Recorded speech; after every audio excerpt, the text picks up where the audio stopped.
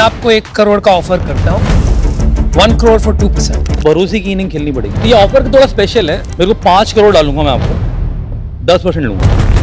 Shark tank की सबसे बड़ी ऑफर। 1 चाहिए, 1.25 चाहिए, 1.5 चाहिए, 2 चाहिए, 2.5 चाहिए, जो आप लोगे वो दे दो आपकी valuation. Shark tank India. Shark tank पूरे भारत को एक तरीके से अपने चंगुल में ले चुका है। एंड शार्क टैंक का फंडामेंटल मकसद है कि स्मार्ट फाउंडर्स को पैसे रेस करवाना 6 शार्क्स के जरिए। लेकिन अगर आप शार्क टैंक पे नहीं जा पाते या उन 6 शार्क्स ने आपको फंड करने का नहीं डिसाइड किया है, then how do you raise money? इस वीडियो में मैं आपको फंडिंग की सारी बारीकियों से वाकिफ कराऊंगा, खुद नहीं, एक इन्वेस्टर के थ्रू। एक ऐसा इंसान जो कि खुद एक फाउंडर रह चुका है अर्बन लैडर का, जो कि भारत का number 1 and the most loved home furnishing and furniture store था, अभी भी है, and now he is an investor at Antler. तो वो दोनों साइड देख चुके हैं एंड उनके थ्रू हम ये जानने की कोशिश करेंगे कि 2023 क्यों है सबसे बढ़िया साल स्टार्टअप करने का, क्या क्या अलग तरीके हैं फंडिंग के, एंड अगर आप फंडिंग रेस करना चाहते हैं तो आप कहां से रेस कर सकते हैं, क्योंकि शार्क टैंक सिर्फ ही एक सोल्यूशन नहीं है। मेरी कॉन्वर्सेशन राजीव श्रीवास्तव के साथ, आइए शुरू करते हैं। So today's conversation, I wanted to specifically ask you 3 questions which my audience would care about. One is, usually during a time of economic difficulty, let's call it recession or recessionary, a lot of people go back to the basics. No? Hold on to your job, don't leave that financial independence, so on.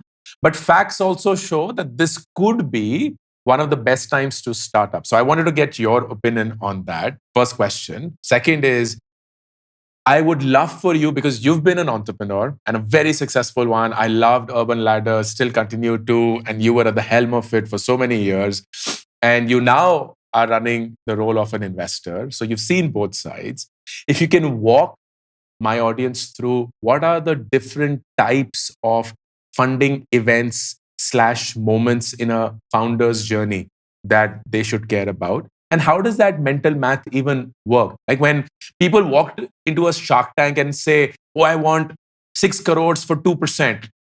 How does that number even work? Like where do they come with that? And how do the sharks react to that? And in your case, maybe you're reacting. And then number 3, if somebody wishes to start up in 2023, is looking for funds, what would be the different avenues for them to do so? And I would love for you to also speak about Antler, which is what you represent. So these are the 3 questions we want to cover. Let's start with the first one. Do you believe, or do you think, or do you have a hunch that 2023 could be a good year for starting up? I very strongly believe, not just because of the role that I play with Antler, just because, and not just because of the past data that show that some of the biggest unicorns and the biggest companies of this world were built in down cycles. And I think there is some good reason for it, right? One, there's a lot of smart people that attach themselves to bigger companies. And those smart people, when these companies are now in a bit more of a maintenance mode and cost-cutting mode, they get bored, right? And when smart people get bored, that's sort of the best source of entrepreneurship, right? So a lot of those people who had great opportunities in 21 and early part of 22 before the cycle actually went down, I think they need something to throw their intellectual capacity against, right? So you have a lot of smart people coming into the fold again. So that's the start of it. 2, you also have a bit of a cleanup that happens, right? When I say cleanup, in 21, 22, what happens is because there's so much capital, there is so much talk of entrepreneurship, anyone and everyone wants to become a founder. Now, when anyone and everyone wants to become a founder, 1, there are too many people working on the same idea. 2, there is too much capital thrown at people and you can't differentiate. You can't very easily differentiate. Everyone has the same pedigree. Everyone is from a good unicorn, Sonicorn, whatever else. It becomes very difficult to differentiate, right? Now, in this time period, to become a founder means that you really are doing it for for sort of the joy of building a company, for building a legacy, for solving a real problem. So really the serious founders only become founders at a time like this, not, anyone and everyone who comes at it, right? And third one is, of course, what happens is there is still capital. It's not that just because the market is quote unquote relatively lesser in terms of size compared to, let's say, 1 year back, it's not that venture capitalists or amount of capital is any lesser, because all what happened in 21 is a lot of the venture capitalists, India, I think, had an explosion compared to 2012, Ankur, you're built nearby. And compared to 2012, 2013, and today, 10, no, I would say there are 10x more venture capital firms, and each venture capital firm has 10x more capital, right? And there are 10x more sources of capital also, right? Which we'll cover in the third question. So, which essentially means the capital is still there. So, where will the capital go? It can't sit in the bank, and get interest. So, there is really a lot more capital because it's not being thrown at companies, which are just being started. There are fewer opportunities, which means more capital can go to lesser companies and give them more ammunition to walk through some of these tougher times, right? Because companies are getting started in tougher times, means it's going to take a bit more time to get the same amount of traction, right? For all these three reasons, maybe, I would believe that it is a better time for the serious founders with smart problem statements to actually start companies during the quote unquote downtime rather than the uptime. So for all those reasons, I would say this is probably one of the best years you get started. If this is the case, and at least you and I agree that this is the case, then I would love for you to now take almost like a Puritan teacher approach, Rajiv, and walk people through what are the steps and stages for a founder to raise money. What is usually the basis on which they can raise money? Because there is now an entire generation that is only aware of something like a Shark Tank. And with all due respect, it sounds almost as if you can walk in and walk out. When it's nearly not as easy, and you and I understand that fully. So if you could help people appreciate the nuances of it and also be systemic around it, what is it that you need to prepare for? Yeah, I think Shark Tank has been a phenomenal institution in terms of inspiration for the audiences. But of course, it is one sort of way to raise money and sort of one very extremely dramatized way to get the money, right? Even the people who are on Shark Tank, a lot of them are, I'm sure, good friends of yours or good friends of mine. They did go do it that way, right? They went about it in a very different way. So if I were to first, it's almost like a flow chart. Say that there are certain businesses that just do not need external capital. There are certain businesses that need external capital. First up, right? Now let's go the route of they do not need external capital. Now, what could those businesses be? Uncle, you run a business, a very successful business is that in 2 years you've been profitable, right? And it doesn't look like you've raised external money. You've literally quote unquote bootstrapped it, right? And when I say bootstrapped it, you pretty much did that capital, you put in a seed capital, you grew a team, you got some revenues. You got revenues from customers, could be advertisers, so could be customers who ask you to talk. Then reinvest the money back and grow the business at a fast rate, right? And you've grown. And bootstrapping, especially for businesses that can be either digital or software or services oriented, is a phenomenal way to actually run the business. And we have, in this country, we have 2-3 unicorns also, right? Companies that are valued more than $1 billion, which took some very fast, some much slower, like Zoho or Zerodha, which have been completely bootstrapped. They may have raised some little money here and there from friends and family, but really they didn't go the venture institutional route, right? A lot of businesses in this country fall into this bucket. They should not be raising venture capital. They don't need external capital. Then you go the second route, which is, let's say you decide that, okay, you need external capital and you want to get into this treadmill where you're going to give external capital for some equity in your company. Now, let's say it's very difficult, at the start. I think one of the questions you asked during the conversation is, how do you value, I think more than J.K. Rowling and Harry Potter, there is more fiction in which is valuations of early stage companies, right? So I would say you, somewhere as a founder, have to tell a story that you're going to build this massive institution in the next 5-10 years, which needs a particular scale in terms of technology, scale, people, brand. And for that, it is a bit of a revolution you're creating in that space. Now, revolutions need external money because they are going at a pace that, a normal market growth cannot handle, right? Which means that you need to start with some kind of capital. Now, what is this external capital in the quantum? There are people who could do with 20 lakh rupees also. There are people who might need 20 crore rupees also, right? Of course, there are people who raise 200 crores also at the time of starting, but let's keep them aside because these are the people who, because they have a strong, ecosystem and network and sort of brand, they're able to do it. But now, whether you need 20 lakhs or whether you need 20 crores is completely based on, I would say, the next milestone, which means in a treadmill, it's always about the next milestone and the next milestone. You're not going to raise all the money that's required for the next 5 years. You're going to raise money that is required for the next 12 to 18 months to get to from a point where there is nothing to show to a point where there is something to show and tell a story. So it's almost like you're creating this epic, and every funding round is a story in the epic. And it might have 10 stories to make that epic, or 10 chapters to make a story. And at the end of every story, there is a handoff point, right? Where there's going to be a new part to the story. This is literally the way you should look at a venture capital cycle, right? A lot of people ask, hey, why do these companies need so much money? Why are they still not profitable? They're missing the point, right? And I'll say they're missing the point because the way a venture capital business is run is not about profits. In the first bucket, where you have to fund yourself, you need profits because how else will you fund yourself? In this, there is an external source of capital. Now, that external source of capital is coming at a very expensive part. They're taking a stake in your company. They're taking an ownership in your company, which also means they will make certain executive decisions along with you as a founder. In the first case, you have full power. You can shut down the company tomorrow. You can do whatever you want with your company. In the second case, you have venture capitalists and private equity at later stages to be able to take some of these strategic decisions with you. So the way I would look at it is at a very simplistic, again, on this venture route. You have early stage funding. Again, you can today, of course, 5-7 years back when we did this, it was only institutions that would provide the capital. Today, there are lots of individuals who are sitting on a lot of money who are also providing that same level of capital. Some of them are called syndicates. Some of them are called angel networks. Some of them are called incubators, accelerators.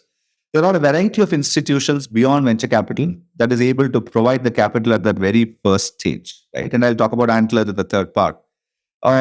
Two, how do you go about it? It is a treadmill, right? Which means that you raise some money, you show some traction, or you show the first version of the product. You raise the next round, right? This round in our jargon is called the pre-seed round nowadays, right? Once you're in the pre-seed round, the assumption is that there is a 95% chance of failure from that round, by the way, right? From the pre-seed round. There's only a 10% chance that you'll actually get to the next stage. In the next 12 to 18 months, you either show the first set of customers or some paying customers, depends on the industry you are in. You just show that someone really wants to use this product or the first version of the product. You build what is the called MVP, right? Which is the minimum viable product. You go launch it out. You probably are just you as a founder and maybe one or two more people. It's a very, very small team. You haven't recruited. You don't have the money to recruit someone. You maybe market out some part of that product to get some customers. At the end of it, what might happen? You might get some customers. It might be a super hit that it takes off really well. It might be a super flop that it does not take off at all, or something in between. Based on that, you tell the story for the next round, which is the seed round. And then you go to the Series A round, and then you go to the Series B round. Usually, this is sort of, as I said, a treadmill where the next round means that you take more capital and also take the whole business to a next level. You'll have more people, you'll probably have more geographies, you'll certainly have more revenues, you'll probably have 2-3 products. So every round, there is a quote unquote chance of failure and everything going to dust, right? Which is the whole game of venture capital. But at the same time, you have these moments where you go through and build the institution, grow in the process. And over a 5-7 year period, maybe for some people it takes 10 years, for some people maybe it happens in 4 years. You have this mammoth company that is serving millions of customers. And you have a team that is probably 1,000 people, and you probably have raised $100 million across 3-4 stages. Or this might have not gone anywhere, right? Because there is a statistical chance that you fail at every stage because something is not working to the next stage. Which is why this is exciting, exhilarating, interesting, but is not for everyone. It is maybe less than 10% of the people who should even go through this route because it is so intense. It is so intense. And there is such a high chance of failure on this route compared to the first route. I had one follow-up question, which I anticipate from my audience, and that is, I've been doing this for X, and X could be 1 day, 1 hour, 1 year, maybe even 4 years. And a lot of people get confused that the time you've spent in getting ready for that startup / running that startup is going to define what stage of funding / capital funding do you raise. And I, you and I know that that's not true because nobody frankly cares about that time. What they care about are several other things. So for somebody who is thinking of raising money, at what point do they know what stage of funding should they raise? Or is it always going to be pre-seed, irrespective of where you start? So this is an interesting question. Obviously, there are next levels to it. But as I said, right, I'll explain the 4 kinds of funding at a very broad level. First is what we call the pre-seed super early stage, right? Which is where a lot of the platforms I said, individuals, syndicates, incubators, accelerators, generators, platforms come in, right? The second is early stage funding, which is where the venture capital ecosystem comes in. Third is where, and venture capital itself has early stage and late stage venture capital. Third is, of course, private equity, right? In terms of where much later stage about profitability and scale up. Fourth is, I would say, there is a separate class of instruments called venture debt, right? Which is, debt capital. Now, I would say so even within this, if you were to simplify it, if you're building a software business, which is, let's say, profitable, but is growing at maybe 2 to 3x every year on some of the biggest, you could actually go for something, like private equity itself, right? Because you're already profitable. You want to still scale up. You don't want to go the bootstrap route. You still want capital so that you can go international faster, or you're getting competition from multiple people. So you want to productize something and you're already in the revenues in the hundreds of crores of rupees. Then you can think of private equity or even venture debt, right? Because you have a clear line of business. At a very initial level, venture capital started off for software businesses as sort of the anchor, right? I mean, not the historical venture capital, but the assumption was if you're building software, you can scale it up faster because you just add more servers and you should get more people, right? You code something. So if it is outside of that, the D2C brand, you're building a physical world business, right? Which needs marketing, which needs revenues, but it also needs production and supply chain. Then you need some capital. And usually, of course, today there's venture capital that does D2C also. So I would say the answer has obviously multiple layers. Physical world versus digital world businesses, early stage digital world versus late stage digital world, consumer versus enterprise. There are these different sort of cuts that you would have to use. So it's not a singular answer. But I would say at the end of the day, this word product market fit is so used in this industry that if you know something is taking off, you can just go talk to a lot. You can use resources on the internet. You can talk to a lot of people and they will actually tell you when something is taking off, which is the best source of capital for you. If something is not taking off, there is probably no source of capital that will help you. Makes sense. Makes sense. I love that statement. It's actually a great takeaway. Awesome. Which brings us to the most important conversation, if you will. And that is, now that we know all of this, so if you could help somebody who perhaps has no network, no reference, solid idea, perhaps even traction, a great team, or maybe not even that, what are the different avenues through which they can raise money? And I'd love to talk about Antler India and what all does it do for founders in the country. Sure. So I'll start the 3 things that I think every early stage venture capitalist or anyone who is even providing capital looks at, right? It's actually quite uniform, Ankur, right? 1, they look for an individual who has shown that they are really passionate about building and they are doing this for the right reasons, which means that this individual typically will have a tremendous amount of drive. They would have done something in their past life. It could be even in college. It could be in their work experience. It could be even at home. That they're always very impatient to get things done and leave their legacy, right? They want to leave their legacy. And they would have shown some micro way in which they have shown this. It could be a school project. It could be a college festival. It could be a company event. It could be whatever it is, right? And they have this love for building. They have this love for building and showing something. They have this love for seeing impact. they have this love for hope. Some people are getting impacted by what I am doing, right? So this individual who is a founder persona would have shown that ability in something that they have done. Okay. Second is what we call in the parlance of the VC world a founder market fit, right? Which is they are now working in a space that they are so passionate about that they can't sleep without thinking of that space and for solving a problem, which means that they have identified a customer segment, they've identified a problem which they are so passionate about solving, right? Yeah. So, which is now, again, do they have all the answers? Not at all, right? Because the actual version of this product might be very different. But are they so obsessed about the customer that they can talk about the customer's life, the customer's problem statement, the way the customer behavior would evolve for hours on end, right? They can literally spend 4 or 5 hours because they know this so in depth. They've spent so much time with the customer, right? When you know founder market fit is established, it is the depth at which they're able to talk about the customer in that particular segment, right? Yeah. So that's what we call the founder market fit. So the first is the founder, second is the founder market fit, third is the market itself, right? Now the market is of course where the trickier aspect comes because there's a lot of data that's out there, right? You build in a market which is big is something that VCs love. It's a very simple reason. If the market is very small, in 99 out of 100 cases, it doesn't grow as fast as what you think it would, right? And VCs, if they're investing, if they want companies to become a unicorn, right, which is the proverbial word for a big company, right, that they want to be valued at $1 billion. The way the VC industry works is it needs those unicorns to give money back from the people that we raise the money from, right? Yeah. Which means that you can't build a unicorn in a market which is only $100 million worth, right? If there is only so much. Now, this is easier to triangulate and calculate where there already exists a lot of data. It is tougher in newer markets. For example, when Facebook did social networking in 2005, 2006, the market was close to zero.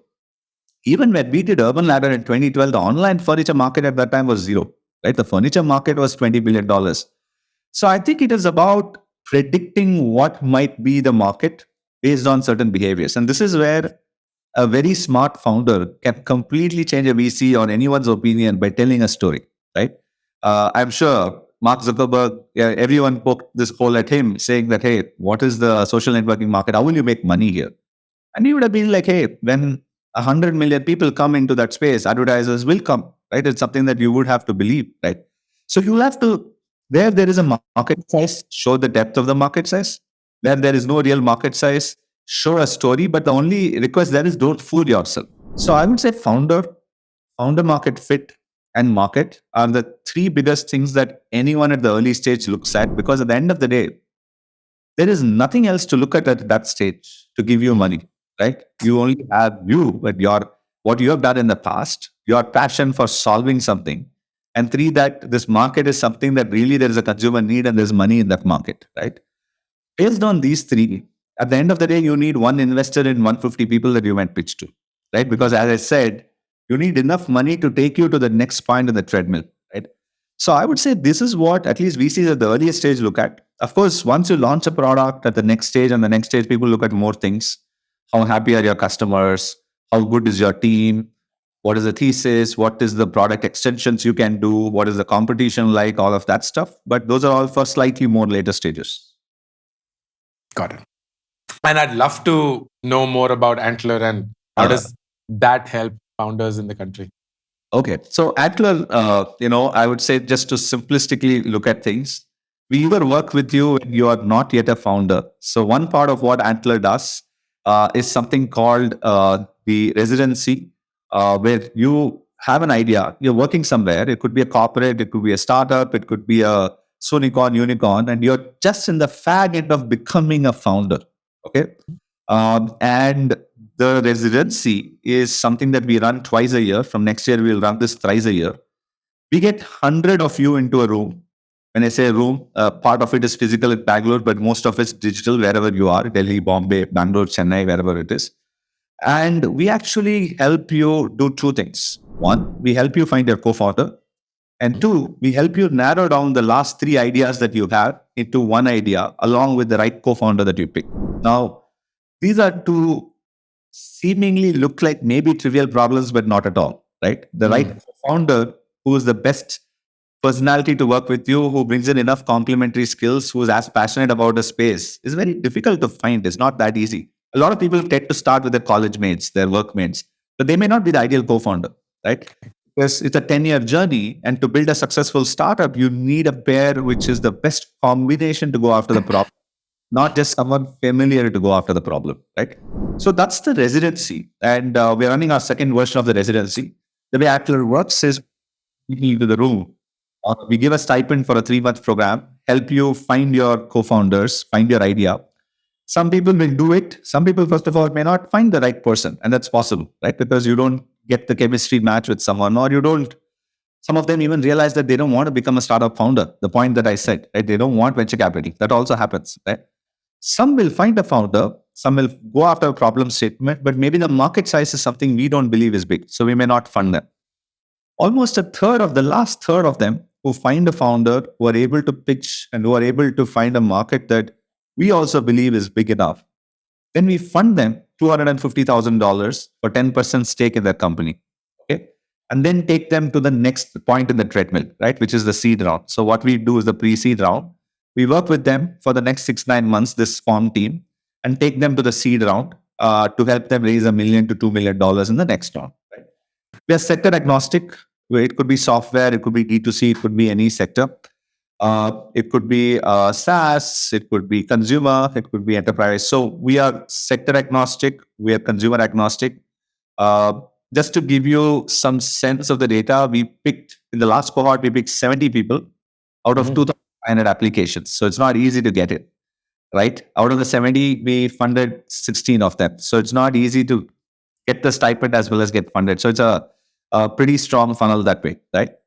We also interestingly have a college version of the same residency. It's called the fellowship, okay, which is purely focused on college students in their final year who want to become founders. Because people who already have some work experience, we feel that they have a particular kind of an experience.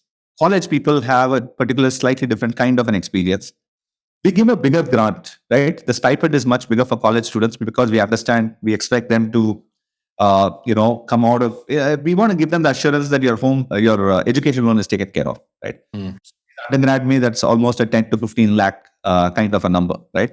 So we give them a stipend close to 10 lakhs and we actually work with them for 6 months, do the basics of what it takes to be a venture founder. We pick lesser students. We don't work with 80 people here. We work with 20 people here. Higher stipend. And at the end of the 6 months, we fund some of them, right? Same concept. So we have the residency and the fellowship is one part of what we do. We work with you as an individual, and literally in 6 to 9 months, you have a funded startup that you are running, right? So that's the power of what we do. We have done 32 investments till now, but that's not the only thing we do. We also, if you already have a team because you found your co-founder in your startup and you've already started up, then also you can apply to us as long as you have not yet launched. Okay. So we do work with existing teams, not just you as an individual. In that case, we take it case by case and we call that direct pre-seed investment. We don't run a program. We respond to you much faster. We don't have to sit with you for 3 months or 6 months. We can make a decision in 10 days also. There, what we do is we help you go to market globally because Antler is present in 25 countries. It's a very new company relatively. In India, it's 2 years old. In the world, it's 4 years old. But we are present in 25 countries. And because we are present in 25 countries, anyone who wants to build from India for the world, we can take them to any market that's out there, right? That's the USP of Antler in a way. And so if you're an individual wanting to become a founder, you're already someone who has become a founder, who has found their co-founder and has just started building, both sets of people can come to Antler and we'll make sure that your first 6-9 months are less strenuous, relatively, slightly less risky, and you have a higher chance of being successful. That's what we do. But I can also put a caveat that we have seen 20,000 founders and we have only invested in 32. So it's not and unfortunately, I think that's the nature of it, right? Because as I said, some of them need to know that maybe venture capital is not the right angle. Like I said, 90% of the people don't and should not be taking venture capital, right? Because the businesses, the markets, or That's not their game. And of course, many others who do believe and who's right. Unfortunately, we can only work with a particular set of people. Nothing against them, it's just our capacity. This year, we'll be doing 30 to 40 investments. We have not yet started this year's count. So we are very actively investing. So any of these two sets should just look up antler.co/India is the website. So they can just, if they search for Antler India on Google or they just use this website, antler.co/India, they can actually go click apply. Sounds good. Awesome. Wonderful. I think we covered a lot, Rajiv. I love the confidence that you're expressing in 2023 to be a good year to start up. I love the clarity that you shared with the audience on what are the different stages. And of course, then you spoke about all the avenues that are available for founders. I do concur that this could be the best decade starting perhaps this year to build in this country, whether for India, whether for outside of India, but there cannot be, and there certainly hasn't been a better time to build with all the infrastructure finally in place, with everything that could back you up. And of course, the world looking at India as a mega power of not just talent, but also ideas. Thank you, Rajiv, for being a part of this ecosystem, both as a fellow founder and as an investor now. Thanks for sparing time. Thanks, Ankur. Thanks for having me, and thanks for telling the Antler story as well. And the only thing that I would leave all of you with is find a problem statement that you are passionate about. Capital will come to you, right? I think, I know it's a big statement, but if you're so passionate about doing something and you believe that the next 5-10 years you can actually create great impact, I think capital will just find its way to you. People will also find their way to you as talent. It's just about finding the right problem. Agree. Couldn't agree more. Thank you so much. All the best, Rajiv. And thank you for joining us again. Thanks, Ankur. Thanks for having me. मेरी नई किताब gate epic shit done अब market में available है। इस किताब में मैं 36 ऐसे सवालों के जवाब देता हूं जो आप अपनी जिंदगी से शायद हर रोज पूछते हैं। बहुत सिंपल किताब है। एक स्टूडेंट और एक टीचर के बीच में एक कॉन्वर्सेशन में ये किताब लिखी गई है। इस बुक को खरीदने के लिए लिंक Amazon का पिन कमेंट और डिस्क्रिप्शन में है।